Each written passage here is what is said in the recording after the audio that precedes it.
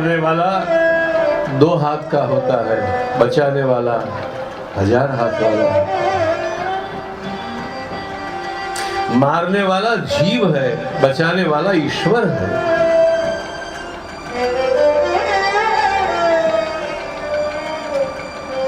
इसलिए भगवान के भक्त हमेशा निर्भय और निश्चिंत जीवन जीते हैं। मुझे क्या चिंता करनी, मुझे क्यों चिंता करूं? मेरा बाप बैठा हुआ है 1000 हाथ वाला। मैंने इतने बड़े समर्थ स्वामी का आश्रय किया है कि अब मुझे किसी से डरने की आवश्यकता नहीं है। प्रभु सर्व समर्थो ही ततो निश्चिंतताम रजे। भगवान के भक्त बड़े निर्भीक होते हैं। उन्हें पता है कि अगर मेरे ऊपर कोई आपत्ति भी आ गई तो मेरे प्रभु बैठे हैं, वो आ जाएंगे, मेरी रक्षा करेंगे। और यदि ये मेरी रक्षा नहीं करेंगे तो बदनामी मेरी नहीं होगी, उनकी होगी।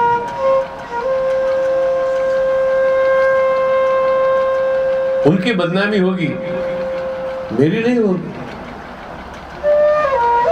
एक भरोसो एक बल, एक आस विश्वास। भक्ति का अर्थ है भरोसा, भगवान पे भरोसा रखो।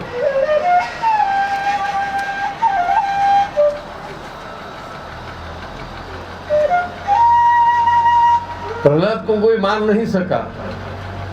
हिरण्यकशिपु की बहन थी, उसका नाम था होलिका। उसके पास ऐसा वस्त्र था, ऐसा आज की भाषा में कहूँ ना तो फायर प्रूफ। उसके पास ऐसा वस्त्र था कि आग में जले नहीं। वो बैठ गई प्रहलाद को लेकर के गोद में और कहा आग जलाओ।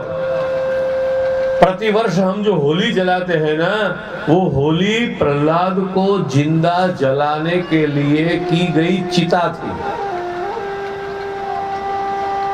उसमें प्रहलाद को जिंदा जलाना था। गांव वासियों ने उस दिन भोजन नहीं किया कि अरे ये कैसा बाप है, अपने बेटे को जिंदा जला देगा।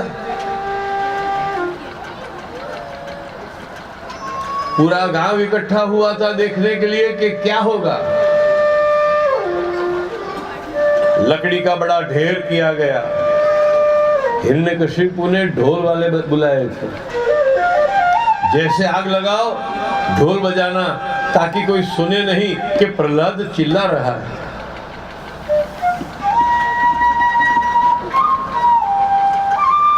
आग लगाई गई, भीतर से आवाज आने लगी मैं जल रहा, जल बचाओ बचाओ बचाओ। लेकिन ढोल ऐसे बज रहे थे किसी ने सुना नहीं। थोड़ी देर के बाद आग शांत हो गई। तब देखा जिसके पास वरदान था न जलने का वो जल गई,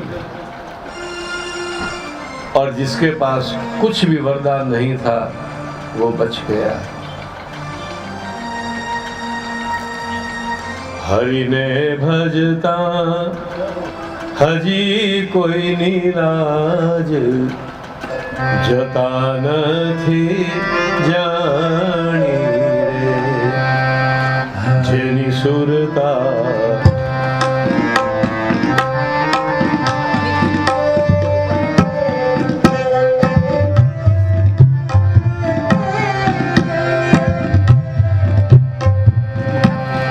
हरि ने भजता हजी कोई नीलाज, जता नथी जानी।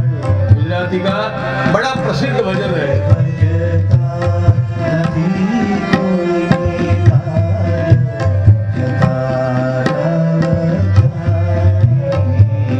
आज तक देखा नहीं गया, सुना नहीं गया कि भगवान को भजने वाला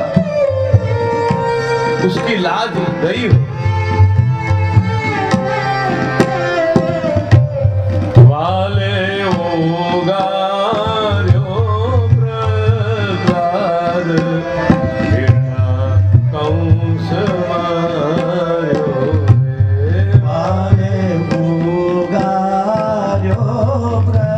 प्रहलाद हिरण्याकश तुम्हारो रे। के तुमने आतो अभिचरा पोतानु करी राख्यो रे। तुमने आतो अभिचरा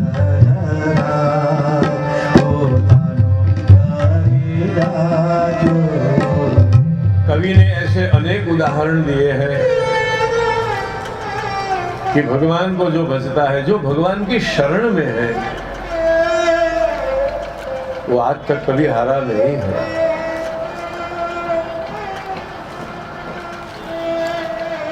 अब तो हिरण्यकशिपु ने तय किया, मेरे बेटे को प्रहलाद को यदि कोई नहीं मार सकता तो मैं खुद अपने हाथों से उसे मारूंगा। वैशाख का महीना था, शुक्ल पक्ष चतुर्दशी तिथि थी, जिसे हम नरसिंह चौदस कहते हैं। संध्या काल का समय था। सभा में प्रहलाद को बुलाया गया। जंजीरों से जकड़ा हुआ छोटा सा 5 साल की आयु का एक बालक हिरण्यकशिपु हाथ में खड्ग लिए हुए खड़ा है और प्रहलाद से कहता है, ये आखिरी मौका है, कबूल कर ले कि तू मेरे शत्रु का वजन नहीं करेगा, वरना आज तेरी मौत मेरे हाथों लिखी हुई है। मैं मारूंगा तुझे, तू मेरा बेटा न सही।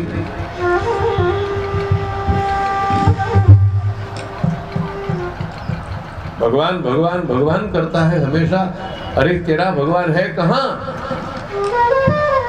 मैं 3 लोक में हो आया, स्वर्ग में, पृथ्वी में, पाताल में, कहीं पर मुझे भगवान नहीं मिले।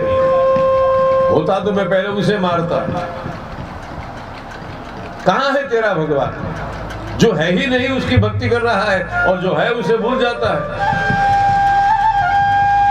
कहां है?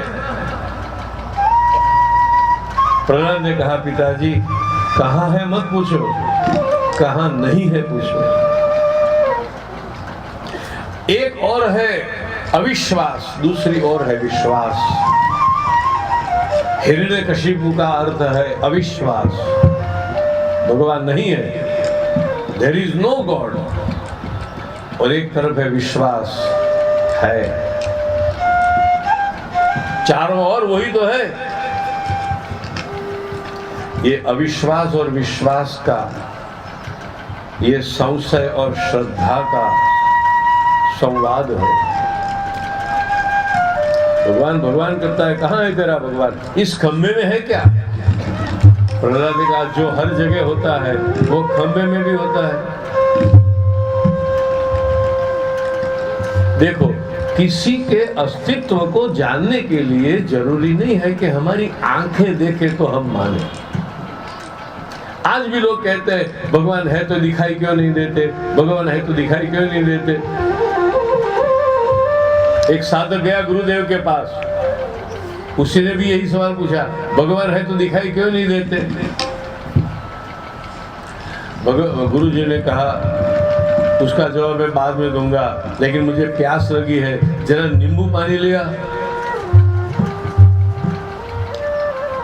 शिष्य गया, नींबू की शिकंजी, नींबू पानी लेकर के आया। गुरुजी ने पूछा, अरे उसमें शक्कर डाली है कि नहीं? हाँ गुरुजी डाली है। गुरुजी के, मुझे तो दिखाई नहीं पड़ रही। उसने कहा, महाराज मैंने अपने हाथों से शक्कर डाली है। गुरुजी कहते हैं, झूठ बोलता है, अगर शक्कर है तो मुझे दिखाई पड़नी चाहिए। शिष्य ने कहा, महाराज आपको दिखाई इसलिए नहीं पड़ेगी कि ये अंदर पिघल गई है। आप पहले कहते हैं ना, तो मैं दिखा भी देता कि देखो 2 चम्मच शक्कर डाली है, लेकिन अब दिखाई नहीं पड़ेगी, ये अंदर घुल मिल गई है।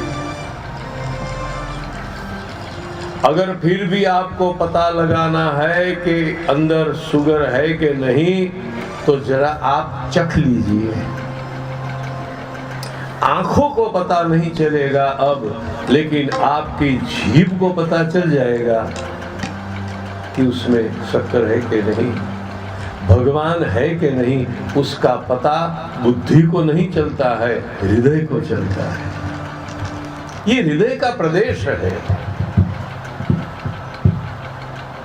आंख को पता नहीं चलेगा, क्या करेंगे। शक्कर जब तक डिब्बे में थी तो दिखाई पड़ती थी कि शक्कर है, चीनी है, लेकिन अब तो घुल मिल गई। अब तो चखो तो पता चले। भगवान है कि नहीं जानना है ना, तो भगवान को चखो, भगवान का आस्वाद लो। मुंह मीठा हो जाएगा, जीवन मधुर हो जाएगा। मधुराधिपते अखिलम मधुरम। भगवान है, लेकिन आंखों का, हम अपनी आंखों से देखें तो माने ऐसा हट क्यों।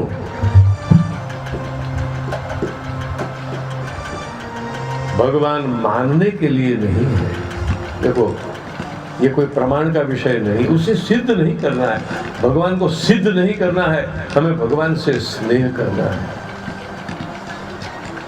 ये प्रमाण का विषय नहीं है, ये प्रेम का विषय है। भगवान को प्रेम करो। साबित क्या करके क्या करोगे। और सभी आचार्यों ने कहा, शंकराचार्य, रामानुजाचार्य, मध्वाचार्य, निम्बार्काचार्य, वल्लभाचार्य, जितने हमारे यहाँ आचार्य हुए, सभी ने कहा भगवान को सिद्ध नहीं किया जा सकता। यू कैन नॉट प्रूव, क्योंकि ये प्रमाण से पर है। जैसे मैं अपनी मुट्ठी में हवा नहीं पकड़ सकता हूं, जितनी मुट्ठी में ज्यादा कसूंगा उतनी हवा और अंदर से निकलती जाएगी। जैसे मुट्ठी में आप हवा नहीं पकड़ सकते, इसी प्रकार भगवान को आप साबित नहीं कर सकते। ये सिद्ध करने वाली बात नहीं है, ये अनुभव करने वाली बात है। भगवान के बारे में कोई चर्चा नहीं होती है, चलो साबित करो। ये कोई लेबोरेटरी टेस्ट थोड़ा है। साइंस प्रूव करता है, धर्म प्रूव नहीं करता है। विज्ञान में अंत में सिद्ध होता है। देखो, एक छोटी सी बात समझ लो, धर्म में और विज्ञान में क्या अंतर है। विज्ञान कहता है सिद्ध करो तो मानो, और धर्म कहता है मानो तो सिद्ध हो जाएगा।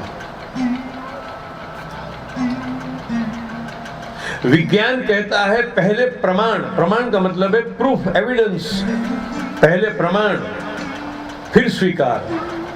धर्म कहता है पहले स्वीकार फिर प्रमाण।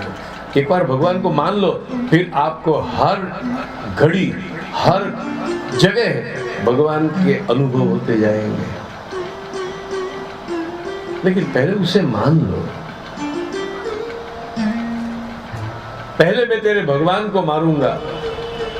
तेरा भगवान खंबे में है ना, मैं उसे मारता हूं।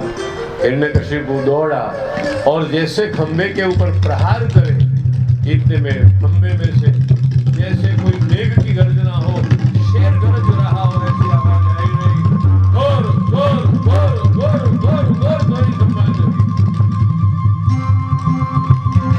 बहुत बड़े धमाके के साथ वो खंबा टूटा और भीतर से भगवान नरसिंह प्रकट हो गए। बोलिए नरसिंह भगवान की, नरसिंह भगवान की जय हो। कमर से नीचे का भाग था वो मनुष्य का था, और कमर से ऊपर का जो भाग है वो सिंह का है। जैसे शेर दहाड़ता है, उसी प्रकार भगवान गर्जना करते करते हुए प्रकट हुए। चार भुजा है, अद्भुत भयंकर मुख है। हिरण्यकशिपु तो चकित हो गया, ये कौन है, कहां से आया, क्या है। थोड़ी ही देर में भगवान ने उसे परास्त कर दिया। घसीटते हुए भगवान उसे ले आए देहली पर। जो घर के आंगन में देहली होती, पहले तो होती थी, अब तो निकल गई सब। दरवाजे पर देहली होती थी। गुजराती में उमरो के दहलीज, संस्कृत में देहली शब्द है। और ये हमारी जो दिल्ली है ना, ये नाम भी इसी के ऊपर से पड़ा है, क्योंकि वहां से लोग एंटर होते थे। देहल्याम वास्तु पुरुषाय नमः, वहां वास्तु का निवास है। भगवान वहां तक घसीट के ले आए। हिरण्यकशिपु को अपनी गोद में रखा और बताया जितने वरदान ब्रह्मा ने दिए थे उन वरदान को जरा भी जुठलाए बिना, मेरे ब्रह्मा की वाणी को भंग किए बिना आज मैं तुझे मारूंगा। मेरे भक्त के ऊपर तूने बहुत दुख दिए, तूने मेरे भक्त को बहुत दुखी किया, तूने पूरी दुनिया को दुखी कर दिया, आज मैं तुझे मारूंगा। देख तूने मांगा था मनुष्य से न मरूं और पशु से न मरूं, न मैं पूरा मनुष्य हूं न मैं पूरा पशु हूं। तूने मांगा था दिन को न मरूं रात को न मरूं, ये तो संध्या काल है, न दिन है न रात है। तूने मांगा था घर में न मरूं बाहर न मरूं, तो मैं तुझे बीचों बीच मारूंगा। भगवान ने सब वस्तु में बीच वाली बात पसंद की है, बीचों बीच, घर नहीं बाहर नहीं, बीच, पशु नहीं मनुष्य नहीं, बीच, दिवस नहीं रात नहीं, बीच। और मारा किससे? क्योंकि उसे कहा था किसी शस्त्र से मेरी हत्या न हो। भगवान तो शेर है ना, अपने नाखून उसके पेट में भौंक करके उसे ऐसा चीर डाला, हिरण्यकशिपु का उदर चीर दिया, अंतड़ियां बाहर निकल आई, मांस निकल आए, लोही के फवारे उठने लगे। हिरण्यकशिपु मरा और 3 लोक में जय जयकार हुआ। बोलिए नरसिंह भगवान।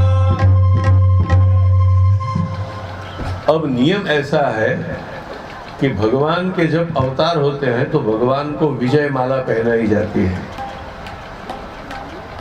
अब नरसिंह भगवान तो इतने भयानक कि किसी का उसकी मजाल है कि उनके पास विजय माला पहना के, भगवान का अवतार होता है तो माला पहना ही जाती है, ये नियम है।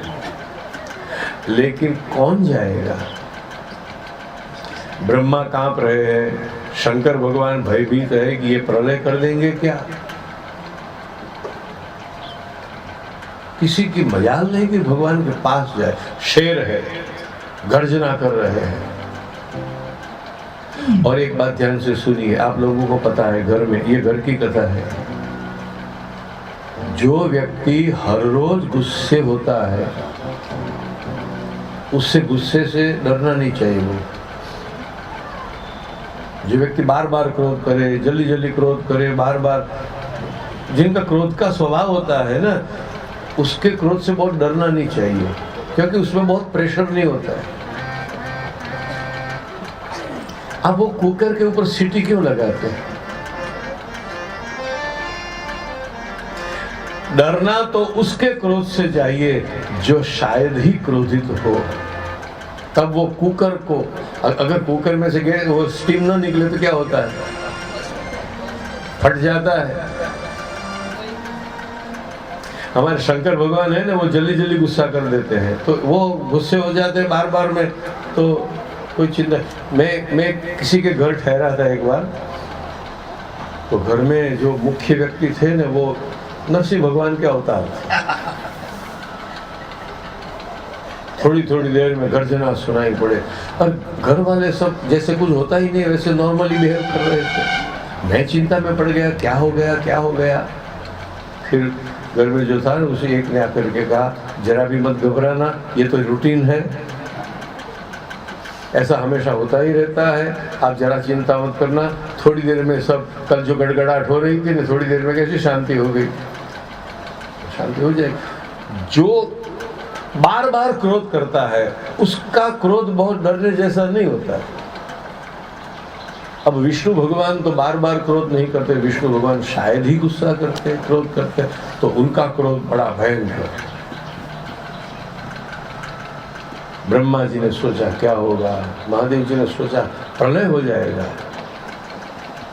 जोर शोर से गरज रहे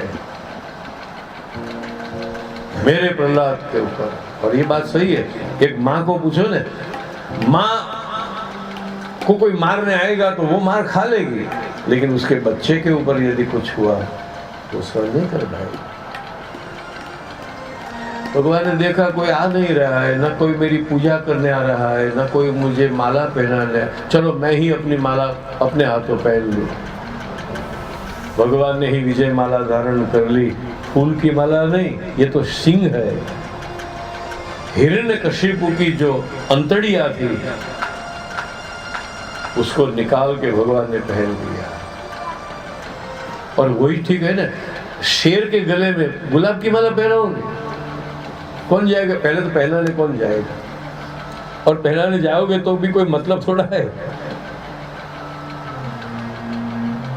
जैसे देव होते हैं वैसी पूजा होती है। अगर भगवान सिंह है तो माला गुलाब की थोड़ी होगी, कमल की थोड़ी होगी। हाव हाव गर्जना करते हैं, सब सोचते हैं अब इनको शांत कैसे किया जाए। ब्रह्मा जी ने कहा ऐसा काम करो, आदमी को सबसे ज्यादा कौन समझता है? उसकी घरवाली। गुजराती में कहेवत है, महादेव जी ना गुण पोठी हो जाए। आदमी को ज्यादा से ज्यादा कौन जाने? तो उसकी घरवाली। तो देवों ने कहा लक्ष्मी जी को बुलाया और लक्ष्मी जी से कहा आप जल्दी करो, कुछ करो, हमसे तो ये शांत नहीं हो रहे हैं, आप जाइए और इनको शांत कीजिए। तो लक्ष्मी का प्रभाव तो हर जगह पड़ता है ना। लक्ष्मी ने कहा अभी शांत कर देती हूँ, इसमें क्या बात है। आई लक्ष्मी भगवान के पास, अब बहुत हो गया, अब शांत हो जाइए। ऐसे हमारे घरों में भी नहीं होता, अड़ोस पड़ोस में कभी ऐसा कुछ हो गया तो लक्ष्मी बेचारी आती है और कहती है अब शांत हो जाओ, घर में बैठ जाओ, बहुत चिल्ला लिए, बहुत ऐसा कर लिए। लक्ष्मी जी भगवान को समझाती है अब शांत भी हो जाओ। और भगवान ने तो लक्ष्मी के सामने भी आओ। लक्ष्मी जी कहने लगी हाय हाय, आज तो मुझसे भी, आज तो मेरी बात भी नहीं मान रहे। अब आदमी को बहुत गुस्सा आता है तो ऐसा बोलता भी, आज मैं किसी की नहीं सुनूंगा, आज कोई मेरे साथ नुसीहा होता।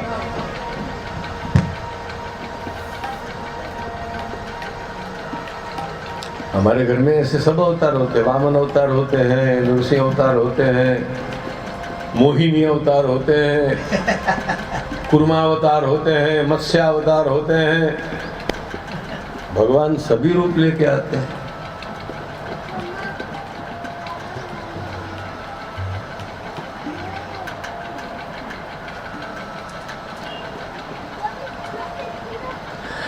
अकेला अकेला खाने का मन हो ना, वो मोहिनी अवतार है। घर में सब सो जाए, फिर शांति हो, धीरे से डिब्बा खोले, वो मोहिनी अवतार है। मोहिनी अवतार में यही किया गया ना कि दानवों को नहीं दिया, देवों को दिया। अब क्या करे बेटा प्रहलाद, अगर तुझे डर नहीं लगता हो तो तू भगवान के पास जा। प्रहलाद ने कहा मुझे कोई डर नहीं है। शेर को देख के पूरा जंगल डरता है, लेकिन शेर के बच्चे शेर को देख करके कभी नहीं डरते। ये तो मेरे बाप है, ये तो मेरे बाप है, मेरे पिता है, ये मेरे हैं। मैंने कथा सुनी थी, एक महात्मा अपनी पत्नी के साथ जहाज में सफर कर रहे थे, दरिया में, समुद्र में, और समुद्र में जोरों का तूफान आया, जहाज डोलने लगा, बारिश होने लगी, सब लोग इतने भयभीत हो गए कि लगा कि अब बस पूरा हो गया, अंत हो गया, अभी डूब के मर जाएंगे, खत्म हो जाएंगे। सब डर गए, लेकिन वो महात्मा शांत थे।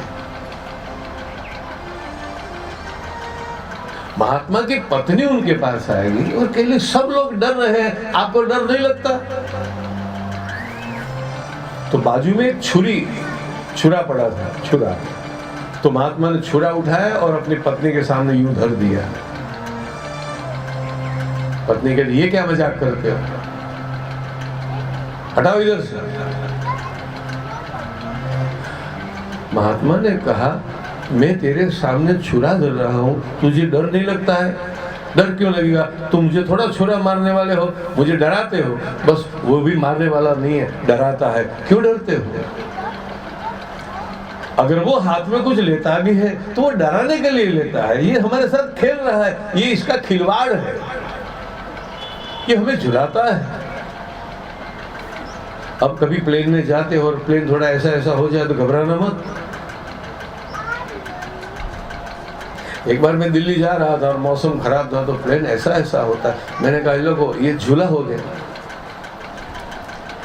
एवरीथिंग पॉजिटिवली लेना चाहिए। एक बार मुंबई में उतर रहा था, हवाई जहाज में गया था, तो पौने घंटे तक उन्होंने वो लैंडिंग के लिए क्लियरेंस नहीं मिला, पौने घंटे तक चक्कर लगाते रहे। अब जो मुझे लेने वाले आए थे तो वो कहने लगे शास्त्री जी बहुत खराब हुआ, आपको एक घंटा देरी हो गई। मैंने कहा कुछ खराब नहीं हुआ। इन्होंने पौने घंटे तक पूरे बम्बई की सैर कराई और एक भी पैसा नहीं लिया।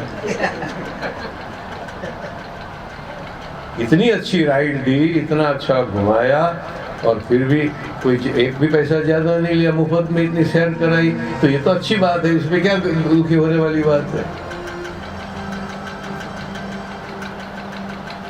विपत्ति में भी संपत्ति को ढूंढिए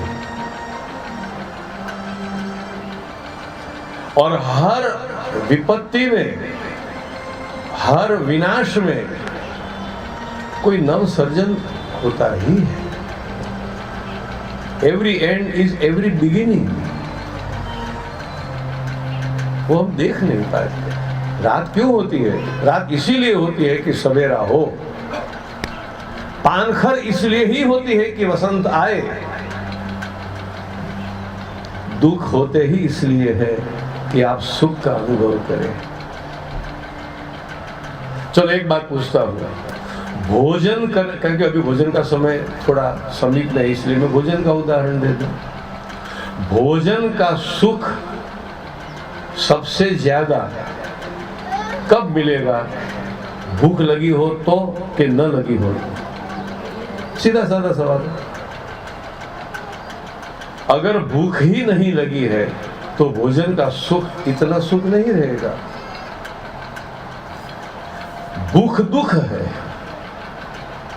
लेकिन भूख का दुख होगा तो ही भोजन का सुख होगा। अच्छा, रात ठीक से आराम से कब सो पाओगे? अब आप एक दिन ऐसा प्रयोग करो कि सुबह उठो, चाय पियो और सो जाओ। एक दिन ऐसा प्रयोग करो, सुबह उठो, चाय पियो और सो जाओ। फिर 12 बजे उठो, खाना खाओ और सो जाओ। फिर 4 बजे उठो, चाय पियो, फिर सो जाओ। फिर 6 बजे उठो, थोड़ा सा और खा लो और फिर सो जाओ। और अब रोज जिस टाइम पे सोते हो 9 बजे रात को सोने की कोशिश करो। नींद आएगी? अगर नींद का अच्छा सुख लेना है तो दिन भर जागे रहो। जो जागता है उसे नींद का सुख मिलता है, जो श्रम करता है उसे विश्राम का सुख मिलता है। देखो, आप पूरे दिन मेहनत करके घर पे आए हो और जब बिस्तर पर लेट जाते हो तो बिस्तर पर क्या अनुभव होता है? लेकिन किसी बीमार व्यक्ति को पूछो कि अभी बिस्तर पर कितना टाइम रहना है। बिस्तर हमारे लिए सुखदायी है क्योंकि हम थके हुए हैं, सोना है, लेकिन बीमार होगा वो तो कहेगा ये बिस्तर कब छूटेगा।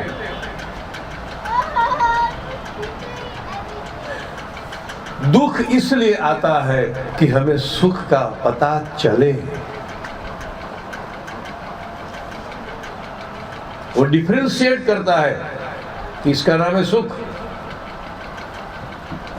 दिन किसे कहेंगे आप? जो दो रात के बीच में होता है। What is the definition of day? दिन किसको कहते हैं? जो दो रात के बीच में होता है। और रात किसको कहते हैं?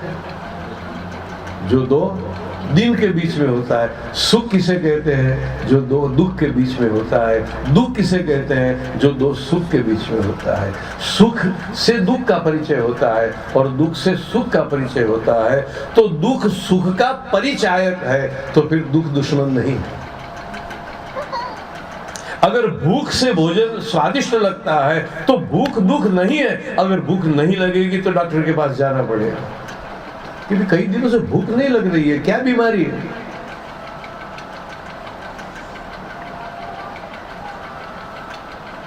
भगवान भी यही करते हैं, इसीलिए दुख देते हैं।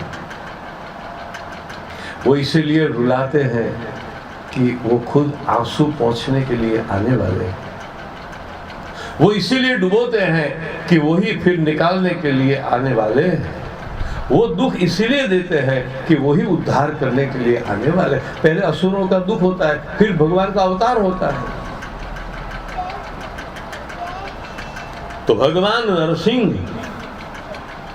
ने हिरण्यकशिपु को मारा।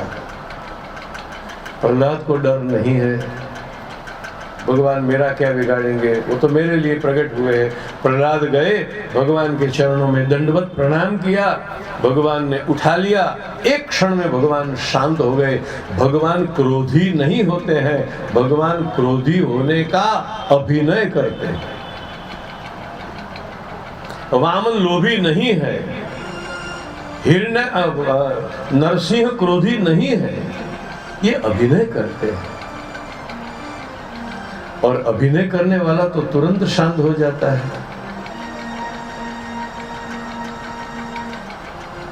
मैं एक ड्रामा देखने के लिए गया था, लेकिन मुझे बाहर नहीं बिठाया गया। जहाँ से वो आते जाते हैं ना स्टेज के, वहां बिठाया गया था। तो एक अभिनेता ने ऐसा करुण अभिनय किया, सबकी आंखों में आंसू आ गए। लेकिन वो अभिनय करके जैसे वहां बाहर आया और कहने लगा हंसते उसे, कैसे सबको रुला दिया।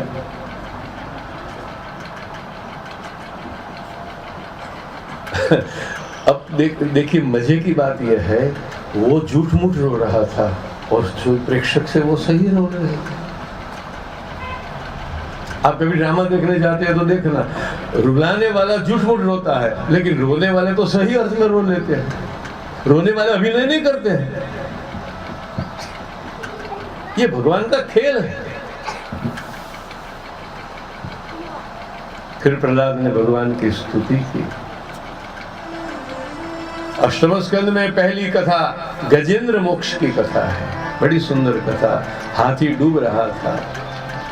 एक छोटा सा भजन सुने।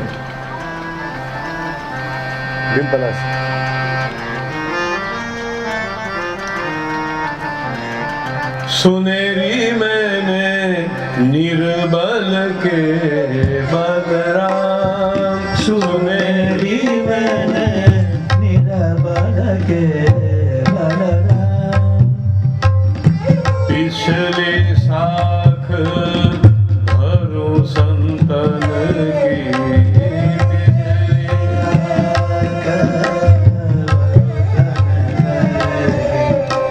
आड़े सवारे काम, सुनेरी मैंने निर्बल के बलराम, सुनेरी मैंने निर्बल के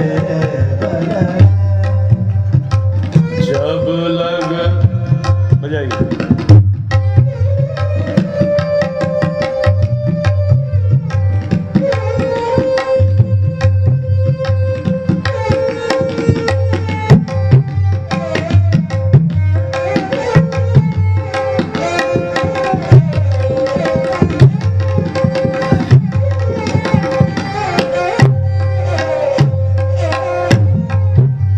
पानी द म पगा गम रे नीद सा रे ग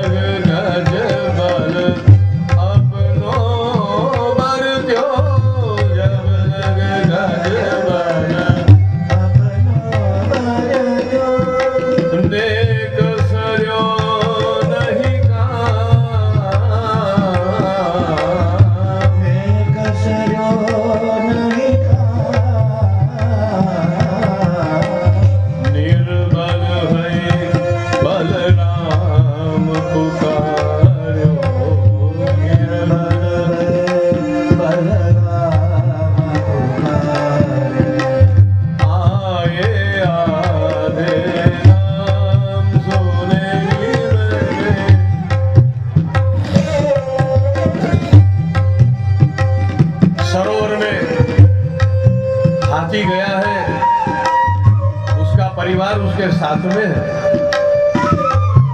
एक दूसरे के साथ खेल रहे हैं। पता नहीं कोई विपत्ति अभी आके टूट पड़ेगी। जल क्रीड़ा कर रहे हैं, इतने में एक मगरमच्छ आया और उसने हाथी का पैर पकड़ लिया। मगरमच्छ खींच रहा है भीतर, हाथी खींच रहा है बाहर। ये गजग्राह की कथा है, ये जीवन मरण की कथा है। परंतु आखिर में उसका बल क्षीण होने लगा। धीरे धीरे धीरे वो पानी में उतरने लगा। अंत में अकेला गला बाहर रहा है, पूरा शरीर पानी में डूब गया है। पहले तो उसने अपना जोर लगाया था, जब लग गजबल अपनो बरत्यो। पहले तो खुद ने अपना जोर लगाया, कुछ नहीं हो सका।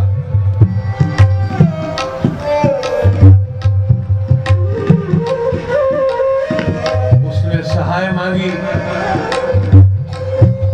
कुटुंबियों की, मेरी इतनी रानियां हैं, मेरे इतने बच्चे हैं।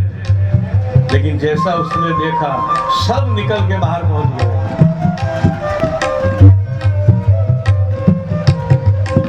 देखो, जब आप सुख में होते हैं ना, तो आपके आसपास बहुत लोगों की भीड़ होती है। लेकिन जब आप भीड़ में होते हैं, यानी संकट में होते हैं, तो आसपास कोई नहीं रहेगा।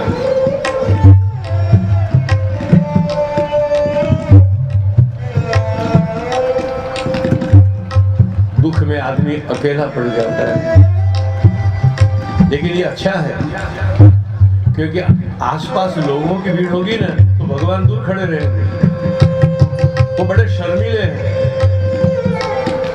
अगर आपके आसपास लोगों की भीड़ होगी, भगवान दूर खड़े रहेंगे।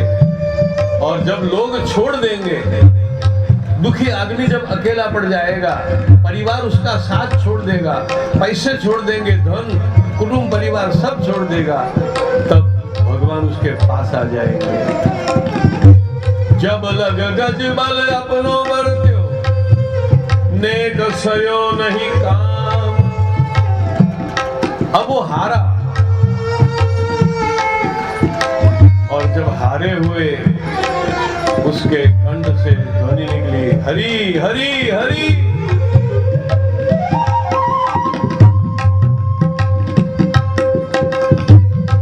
यहाँ भगवान का नाम हरि है। हरि यानी मेरी विपदा को हरो, मेरे दुख को हरो, मेरे संकट को हरो। तुरंत आए, हाथी को बाहर निकाला, मगरमच्छ का मस्तक सुदर्शन से छेद कर दिया, हाथी को बचा लिया।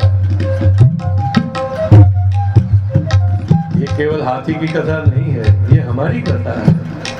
हम सब काल के मुख में ग्रास हैं, और यदि काल के मुख से कोई बचा सकता है तो केवल हमारा हरि। इसीलिए हरि का स्मरण होता है। फिर समुद्र मंथन की कथा तो मैंने आपको सुनाई है। देव दानव समुद्र मंथन के लिए आए, हलाहल विष प्रकट हुआ, सो भगवान शंकर ने पी लिया। लक्ष्मी जी प्रकट हुई, जो भगवान नारायण से ब्याही। धन्वंतरी महाराज अमृत कलश लेकर के प्रकटे। देव दानवों में छीना झपट हुई, 4 जगह पर अमृत की बूंदें गिर गई। एक हरिद्वार में, एक नासिक में, एक उज्जैन में और एक प्रयाग में। ये 4 अमृत के स्थान हैं। वहां कुंभ का मेला लगता है। ये अमृत की भूमि है। हमारे यहाँ 7 नगरी मोक्षदायिनी मानी है।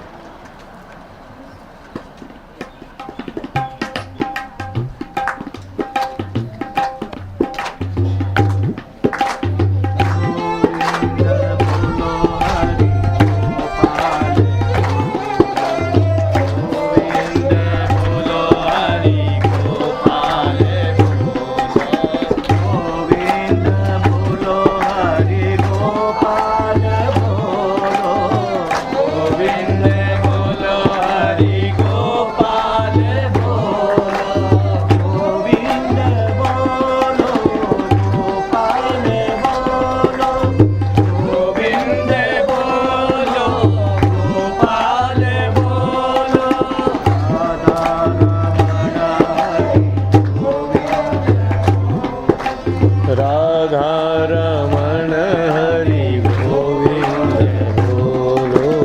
गोविंद बोलो हरि गोपाल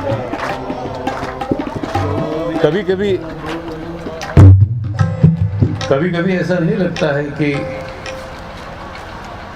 हम भी बोलते हैं, देखते हैं, खाते हैं, उठते हैं, बैठते हैं, वो कोई सप्लाई है इसलिए। अगर वो सप्लाई बंद हो गया, अपने घर में देख जैसे सप्लाई बंद, पंखे बंद हो जाते हैं, टीवी बंद हो जाता है, रेफ्रिजरेटर बंद हो जाता है, आप कहें कोई चिंता नहीं, हमने इन्वर्टर लगा रखा है। ये लाइफ में इन्वर्टर नहीं होता है, वो तो जैसे कहीं से सप्लाई बंद, पावर हाउस से। फिर आंखें देखती, आंखें होती है देखती नहीं है, कान होते तो है सुनते नहीं है, हाथ होते हैं लेकिन कुछ कर नहीं पाते। शरीर तो वैसा का वैसा ही रहता है, लेकिन फिर भी पता नहीं कौन विदा ले लेता है। कोई अदृश्य तत्व है। एक व्यक्ति का आप वजन करो और मृत्यु के बाद तुरंत वजन करो तो कोई फर्क नहीं पड़ेगा। अच्छा, कुछ उसमें से निकलता हो ऐसा भी हम देख नहीं पाते। बड़े बड़े कैमरे लगा के प्रयोग किए गए हैं, पता नहीं चलता। लेकिन कुछ है जो पहले था और अब नहीं है। अब नहीं है इसलिए तो हम जला के आते हैं, इसलिए तो हम उसे फूंक देते हैं कि अब तो बेकार रहा, बेकार वस्तु है, खराब हो जाएगी और जला दो। जो भीतर है, जिसके होने से हम है, जिसके न होने से हम नहीं है, वही है ईश्वर, वही है परमात्मा, वही है भगवान। तो देव दानवों ने फिर अमृत का ये हुआ, लक्ष्मी का भगवान से विवाह हुआ। अब दानव देव थोड़े प्रमत्त हो गए। सुख आता है तो प्रमाद आता है। फिर दानव बलवान हो गए। एक के बाद एक यज्ञ करते करते करते बलि राजा ने त्रिलोक पर विजय प्राप्त कर ली। देव माता अदिति पति के पास आई, कहा महाराज मेरे बेटे बहुत दुखी है, आप मुझे बताइए मैं कोई व्रत करूं। मेरे यहाँ भगवान पधारे और इन असुरों को वो मारे। फाल्गुन के महीने में प्रतिपदा से लेकर के द्वादशी तक 12 दिनों का पयोव्रत अदिति ने किया। भगवान उसके उदर में पधारे, यानी भगवान ने ऐसा अनुभव करवाया। भादों का महीना, और ये देखो ये अवतार टाइम पे हो रहा है, क्योंकि वामन भगवान भी तब पधारे थे जब सूरज माथे पर था। मध्याह्न का दिवस है, नरसिंह भगवान कब पधारे? न दिन को न रात को। लेकिन वामन और राम दोनों जब सूरज माथे पर था, तब कन्हैया की तो बात ही छोड़ो, वो कल करेंगे बात। कन्हैया तो आधी रात आया। किसी ने पूछा, अरे कन्हैया तू आधी रात क्यों आया? भगवान ने कहा, जो साहूकार होते हैं वो दिन को आते हैं, और जो चोर होते हैं इधर का उधर और उधर का इधर करना होता है, वो तो आधी रात को ही आते हैं। राम साहूकार है और हमारा कन्हैया चोर है, चित्त चोर है, माखन चोर है। कल तो वो आ जाएगा और कल हम इसकी कथा का आरंभ भी कर देंगे। आज हमारी कथा भगवान वामन के प्रागट्य तक चली, बाकी की कथा कल भी होगी। कल कृष्ण जन्म भी होगा और कृष्ण कथा भी होगी, तो कल का दिन तो बहुत महत्व का है। कल राम जन्म का भी और कृष्ण जन्म का भी, दोनों का आनंद हम लेंगे। बरोबर मध्याह्न में सूर्य ऊपर आया है और भगवान ने वामन अवतार धारण कर दिया। बोलिए श्री वामन भगवान। वामन का चरित्र भी कर लेंगे और फिर भगवान राम का प्रागट्य, संक्षेप में राम लीला, कृष्ण का प्रागट्य और कृष्ण की बाल लीला का आरंभ, वो सब कथा कल की कथा में होगी। मैं समझता हूँ कि कल तो हमारे श्रोता भी होंगे जो आज आने वाले हैं, शायद इसीलिए एक दिन लेट हो गया, वरना कृष्ण जन्माष्टमी करवाना था, लेकिन उनको उनका कोई मैसेज मिल गया ऊपर और कथा एक दिन हमारी देरी हो गई। तो कल उनको भी ये लाभ मिलेगा और बाकी का प्रसंग हम कल 12 बजे, कल 8:30 बजे शुरू करेंगे और अभी आरती का क्रम हो, वहाँ तक 2 मिनट भगवान का नाम ले ले। बोलिए कृष्ण कन्हैया।